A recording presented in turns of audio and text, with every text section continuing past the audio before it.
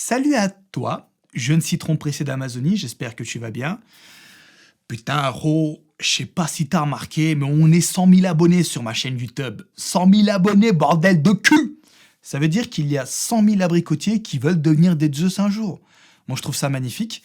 Et pour inaugurer cet événement assez exceptionnel, je dois dire, je vais te raconter une histoire qui m'est très chère, une histoire top secrète que peu de personnes dans mon entourage savent. Donc, ce que je vais te demander de faire, bon, c'est très con ce que je vais dire, mais je vais le dire quand même, c'est de ne pas le raconter à tout le monde. Oui, je sais, gros, c'est vraiment stupide, là, je le réalise. Le Kemé, il est là, il s'apprête à raconter une histoire devant 100 000 personnes et il leur dit « Vous ne le dites à personne, s'il vous plaît. » Putain, mais qu'est-ce que c'est con. Écoute, oublie ce bullshit, oublie ce que je viens de te dire. Juste installe-toi tranquillement parce qu'on est parti pour au moins 20 minutes de vidéo. Alors, qu'est-ce qui a fait que je suis passé de Jean Dylan, Cordelache, chat inconnu au répertoire à Zeus, 90 chats dérouillants en moyenne en l'espace de 3 ans? Eh bien, écoute, mec, pour qu'il y ait un tel changement radical dans la vie d'une personne, il faut un truc, il faut un événement qui va permettre de réveiller la personne concernée. Et c'est un peu ce qui m'est arrivé. Il m'est arrivé une histoire avec une fille, lorsque j'étais à la fac, qui a fait que j'ai tout abandonné, sa mère la pute. J'ai tout laissé, là-bas, là, tout ce qui est fac et tout ce bullshit, et je me suis consacré à ça. Donc à la muscu et au YouTube game. Et Dieu merci, aujourd'hui, j'arrive à en vivre. Bon, je vis pas comme un pacha, mais je commence à rentrer un SMIC, on va dire, tu vois, donc avec tout ce que je fais. Donc pour moi, ça me suffit largement pour commencer. Et donc, c'est cette histoire que je vais te raconter, cet événement qui m'a bousillé le cul. Et pour cela, il faut qu'on remonte un petit peu dans le temps, il faut qu'on aille loin derrière, lorsque j'avais 12 ans. En fait, je vais te raconter pas mal de choses pour éviter qu'il n'y ait aucune incohérence dans mon histoire. Quand j'avais 12 ans, quand je commençais à être un petit peu conscient de la vie, mon père m'a posé une question. Il m'a dit « Dis-moi, mon fils, qu'est-ce que tu veux faire plus tard dans la vie ?» Et moi, j'ai dit à mon père, et je rappelle, à cette époque, c'était dans les années 90, les films de Arnold Schwarzenegger, enfin non, je dis années 90, mais c'était beaucoup plus tôt, je crois. Attends, non, c'était bien dans les années 90. Putain, non, attends, c'était quand, bordel à fion? Non, oui, c'était dans les années 90, mais je devais avoir moins de 12 ans alors. Je sais plus. Mais je sais qu'il y a une date précise que j'oublierai jamais, c'est 1992. La sortie de Terminator 2, tu vois. Et c'est ce dont je vais te parler là. Donc dans les années 90, les films de Stallone, Schwarzenegger, Jackie Chan et tout, c'était très à la mode. Et nous, on regardait beaucoup la télé turque à l'époque. Et à la télé turque, tous les soirs, ils passaient des films d'action comme ça. Et quand t'as un sale gamin qui se branle sur Action Man, lorsque tu vois des mecs comme ça à la télé, t'es très sensible à ça, tu vois, t'es très réceptif, comme un sale gamin, quoi. Tu sais, quand t'es un bébé, tu vois Schwarzenegger en mode Terminator, je nique tout le monde, t'es comme un dingue, tu vois. Et moi, j'étais tellement captivé par ça que quand mon père m'avait posé cette question, je lui ai répondu « Moi, je vais être une star. Je vais être comme Jackie Chan, là, un corps athlétique, et je jouais devant la caméra. » Et mon père, c'est pas quelqu'un qui croit beaucoup aux rêves, et on peut pas lui en vouloir parce que il vient du fin fond de la Turquie, là où c'est vraiment la zermie, tu vois, là où le rêve n'a absolument pas sa place, et il m'a dit « Écoute-moi bien, trou du cul, écoute-moi bien. Si tu veux pas que ta mâchoire se retrouve là-bas, tu fermes ta gueule et tu vas à l'école. Moi, j'en ai rien à foutre de ton Jackie Chan ou ce que tu veux. » Et il me disait une phrase, mon pote, c'est trop comique. En fait, quand mon père, tu le faisais chier, au lieu de dire « Putain, tu m'emmerdes », tu sais, il disait quoi? « Putain, tu me merdais, là. Là, t'es en train de me merder. » Putain, il me faisait trop délirer à chaque fois qu'il disait ça. Et donc, quand je racontais que je voulais être une star et tout, il me disait « Arrête de me merder, va à l'école. » Il disait ça. Et il disait toujours « Ta mâchoire va se retrouver là-bas. » Excuse-moi. Et donc, donc voilà, je dis ça à mon père et mon père me dit tu vas à l'école, tu ne discutes pas, et c'est ce que je fais. Donc je vais à l'école jusqu'en 2010. Enfin, j'ai continué, mais jusqu'à 2010, il s'est passé des choses. Mes parents ont divorcé. Mon père est allé vivre en Suisse avec mon frère. Et moi, je suis resté à Bourg-en-Bresse, à côté de Lyon, une ville de merde, hein, je tiens à préciser, avec ma mère. Et mon père est un adepte des traces écrites. Lui, le téléphone, c'est pas trop son truc, tu vois. Lui, il veut des lettres écrites, datées, signées et tout. Donc, ok, je dis, c'est ton délire, il n'y a pas de souci. Je lui ai envoyé des lettres pour le tenir au courant, en fait, de ma scolarité, de ce que je faisais et tout. Et donc, il m'a dit, tu vas devenir juge d'instruction. J'en ai rien à péter. Le mec, il me balance ça. Juge d'instruction, il me sort. Je dis, bah, d'accord, je vais être juge d'instruction, mais sache que je ne pense pas avoir l'intelligence requise pour aller si loin. Et comme tu le sais, ce n'est pas quelque chose que j'ai envie de faire. Et mon père, il me disait, j'en ai rien à branler. Tu sais, mon père, c'est vraiment un mec qui élève ses enfants à la old school, tu vois. Donc, je n'en veux pas du tout. Au contraire, c'est une très bonne méthode, je trouve, pour éduquer ses enfants. Mais bon, ça, c'est un autre débat. Et il me disait, tu vas devenir juge d'instruction. Je m'en fous de ton acting, de ton théâtre, muscu et tout. Il me disait, les métiers artistiques, c'est pour les rêveurs. Tu n'y arriveras jamais. Et un papa qui dit ça à son fils, ça me semble quelque chose de tout à fait normal. Surtout qu'il me disait, t'es pas le fils de Tiger Woods ou je sais pas quoi, t'es le fils d'un mec, voilà, qui vient de la Turquie, blabla. Moi, je sais même pas parler français et tout, arrête de déconner. J'ai fait d'accord. En 2010, j'arrive en fac de droit. Mais en fait, c'était pas ma première année. 2 ans avant, j'avais tenté une fac de droit que j'avais arrêté en cours de chemin. Et en 2009, j'avais fait autre chose. Mais je ne peux pas te raconter cette partie-là de ma vie parce que c'est un autre secret. Voilà. Et ce secret, je le raconterai le jour où on tape 1 million d'abonnés. Sa mère la pute. Ah, là, il y a moyen. Il y a moyen. Le jour où il y a 1 million d'abonnés, je te raconterai une histoire qui m'est arrivée entre 2008 et 2010 qui est un peu plus trash que l'histoire que je te raconte là actuellement. Donc en 2010, j'arrive à la fac, j'ai cette dégaine. Voilà, donc corps de lâche, on dirait une salope, tu vois. J'ai cette dégaine de pute. J'arrive comme ça, et mon père il m'avait bien fait comprendre que si j'échouais, comme dirait Caris, je n'ai aucune peine, je te nique ta race. Voilà, il m'a bien fait comprendre ça, la fameuse histoire de la mâchoire qui se retrouve là-bas, tu vois. Et je fais, t'inquiète pas, Roya, je vais me démerder, je vais arriver numéro 1. Et il m'a dit, voilà, c'est ça, j'aime bien mon fils et tout.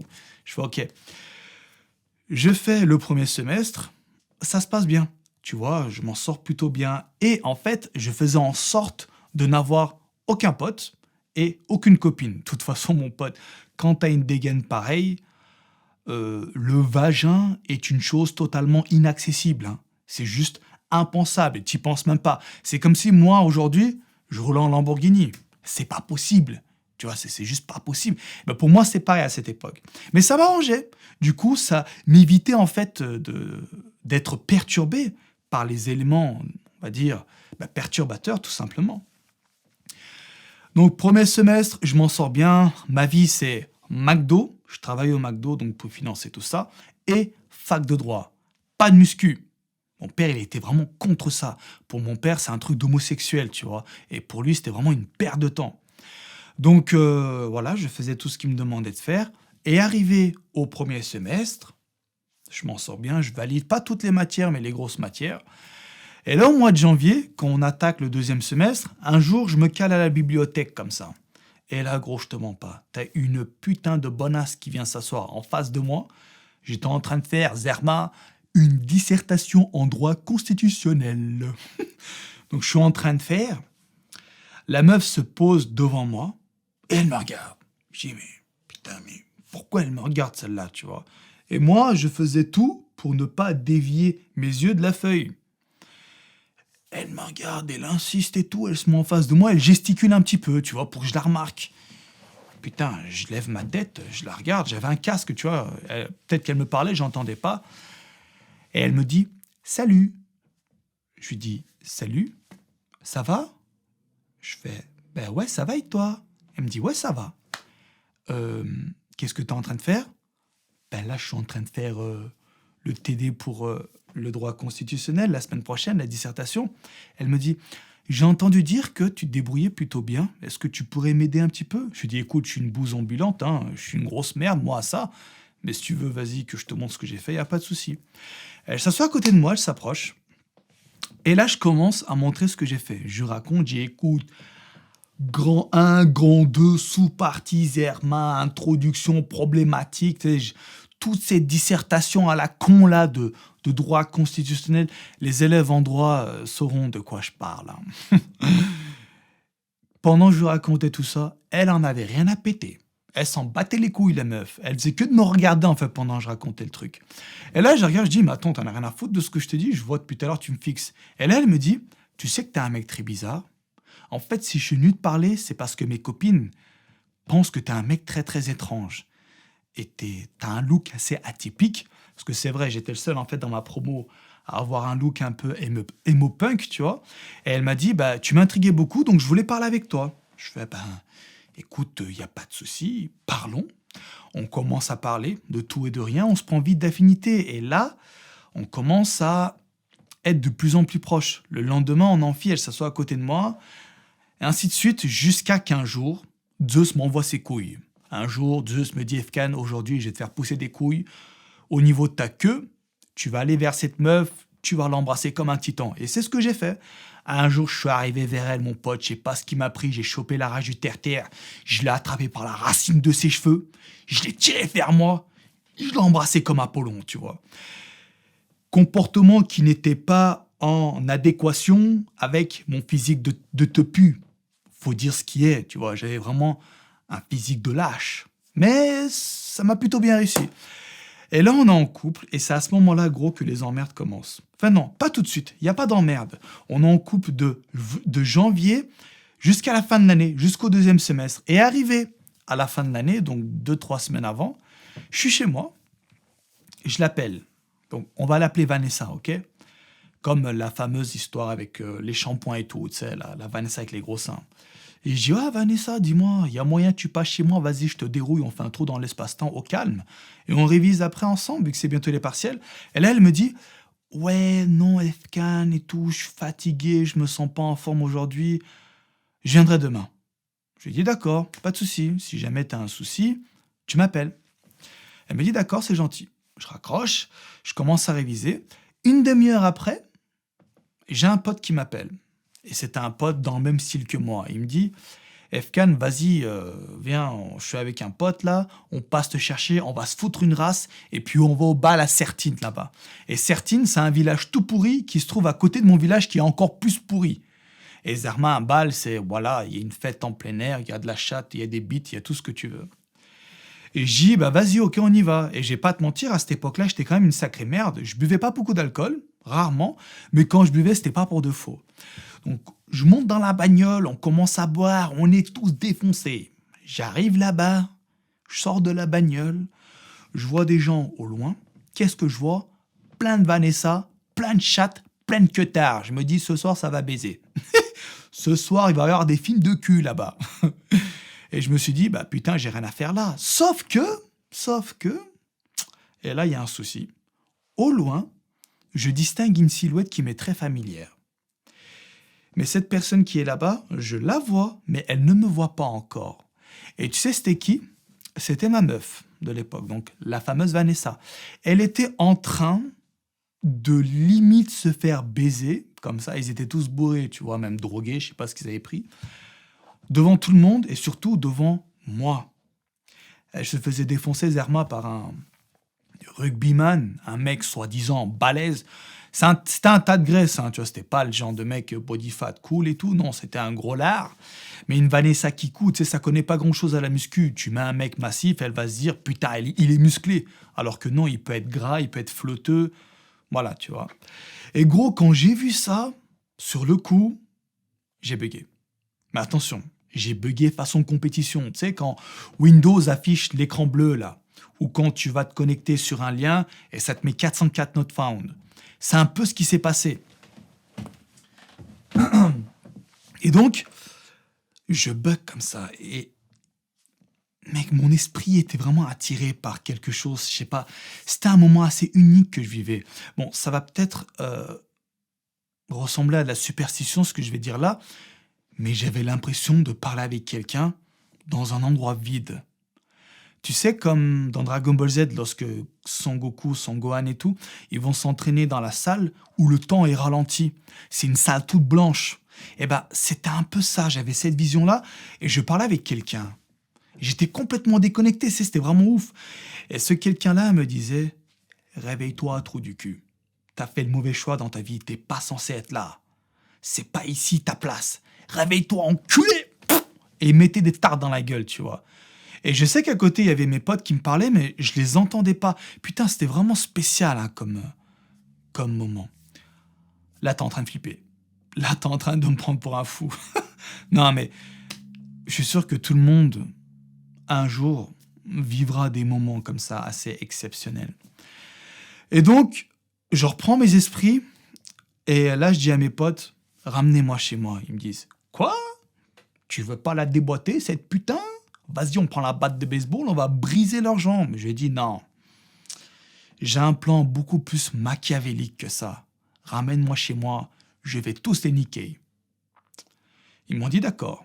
Ils m'ont ramené chez moi. Quand je suis arrivé à la maison, la première chose que j'ai faite, gros, c'est de prendre une feuille, un stylo, et j'ai écrit une lettre à mon père. Et j'ai dit, papa, écoute, je t'aime bien, mais ce que tu me demandes de faire, je déteste. Le droit, c'est de la merde, c'est pas pour moi. Genre, moi, j'ai fini juste d'instruction, tu crois? Je vais arriver devant des gens, je vais dire, oui, alors, d'après le code civil, l'article numéro tel, je vous condamne à tant d'années de prison et tant d'amende. Comme ça, niquez tous vos mères, moi, je dois aller go muscu. Genre, moi, je vais dire ça en tant que juge d'instruction. Je dis, vas-y, arrête tes conneries.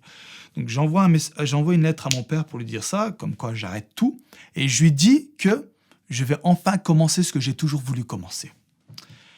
L'art théâtral et le physique. La muscu. Deuxième chose, je bloque mon téléphone, je le mets en mode avion, j'appelle Laurent, je dis écoutez-moi bien, bande d'enculés, vous allez vite résilier mon téléphone là, rapidement là, tu vois. Troisième chose, j'arrête la fac, je leur envoie une lettre et je leur dis allez tous vous faire taper dans l'arrêt, j'en ai rien à foutre moi de vos dissertations cas pratiques ou je sais pas quoi. Et quatrième point, je reste au McDo. Oui, donc je continue à travailler au McDo et je prends une part de mes économies et je vais m'inscrire à la muscu à la salle qui se trouve juste en face de chez moi. Je claque 500 balles et là, gros, je me dis, à partir d'aujourd'hui, je vais devenir un titan.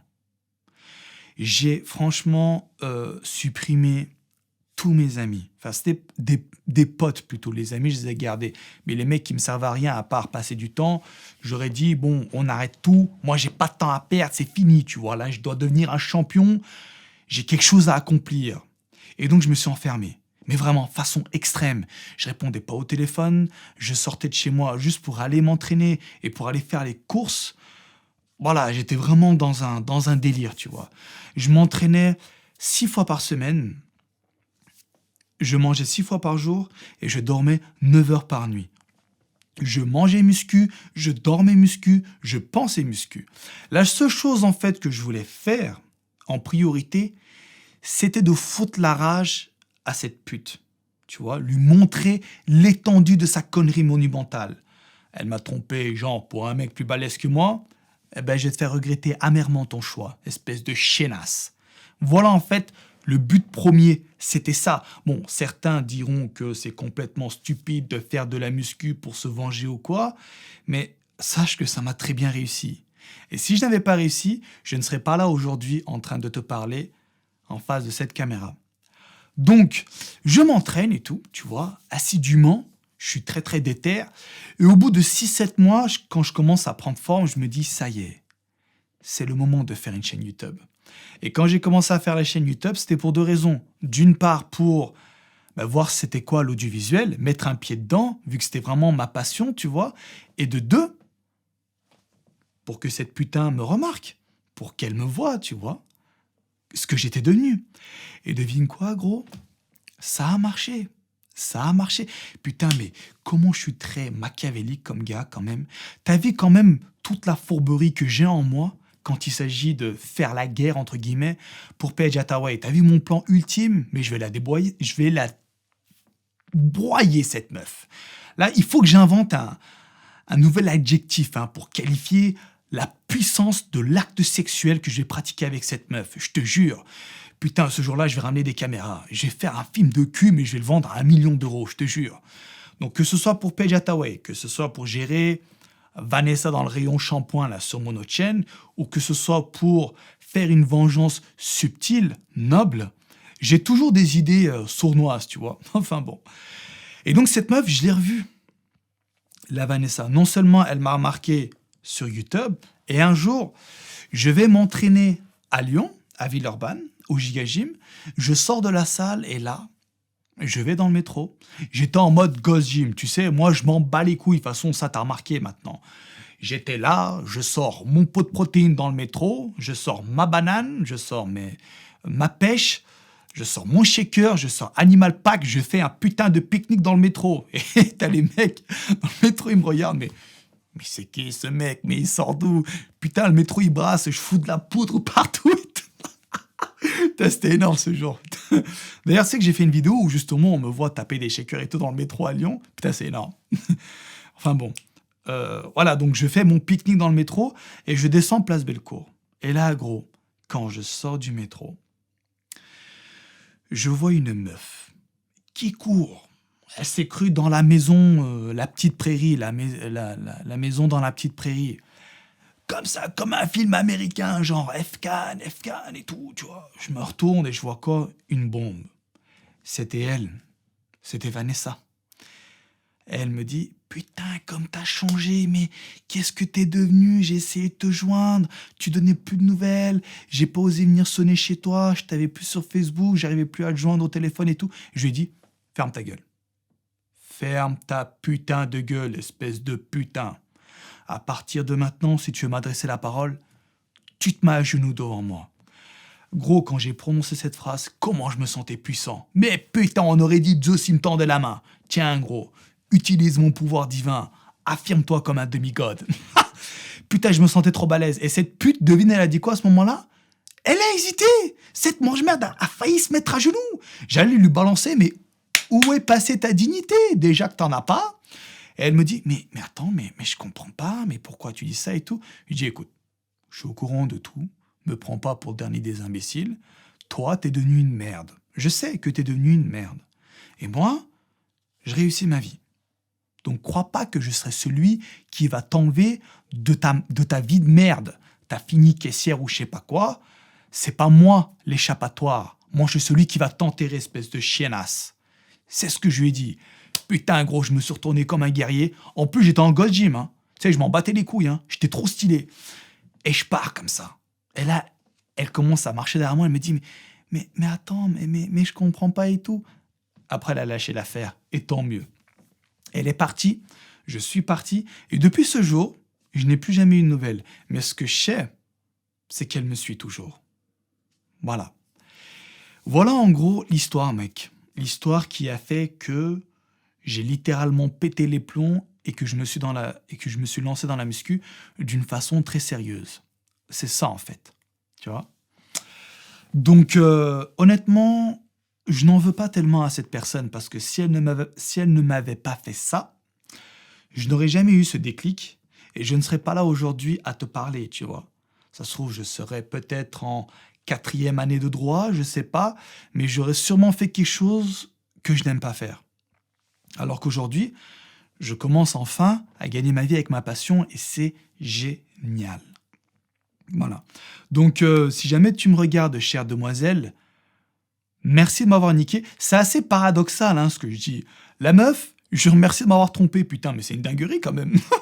Mais voilà, sans toi, je ne me serais jamais réveillé et je n'aurais pas eu cette conversation avec Zeus himself dans la salle du temps, comme dans Dragon Ball Z. Voilà, gros, l'histoire que je voulais partager avec toi. Voilà, donc n'hésite pas à me donner tes impressions dans les commentaires. Tu me dis si t'aimes bien, tu me dis si t'aimes pas. Mais voilà, en tout cas, sache que c'est une histoire que j'estime beaucoup, que je voulais partager avec toi. Et c'est surtout pour te remercier pour les messages d'encouragement que tu m'envoies, les messages de soutien et les pavés d'amour. Parce que, gros, je te mens pas, t'as des mecs qui m'envoient des messages comme ça, ils me déclarent leur flamme. Même ma meuf, quand j'en ai une, elle m'écrit pas des messages comme ça. Donc voilà, vraiment, vous êtes super cool avec moi et je partage donc cette histoire qui est très importante pour moi avec toi. C'est pour te prouver ma gratitude. Voilà, bien écoute mec, je te laisse là. Demain, j'ai un shooting à Nopin-Noguin. Donc je vais faire de nouvelles photos. Et d'ailleurs, je rappelle, hein, si tu viens d'arriver sur la chaîne, tu sais les vêtements Nopin-Noguin que je porte? Ben, tu peux les avoir aussi. Tu vas sur le site nopinnoguin.com et tu tapes le code promo GOD10. God comme Dieu 10. Et tu auras 10% de réduction. C'est génial, non? Enfin voilà. Quant à moi, Roya, je te laisse là. Je te dis à la semaine prochaine, j'ai un très bon sujet à exploiter. J'aimerais parler de l'équilibre acido-basique. Je pense que tu dois connaître. Entre-temps, il y aura le tournage de Génocide 4. Mais bon, vu que le montage et tout, ça va prendre un peu de temps, je ferai la vidéo sur l'équilibre acido-basique si ça vous intéresse. Allez mec, je te laisse là. Je te dis bye bye et à la prochaine.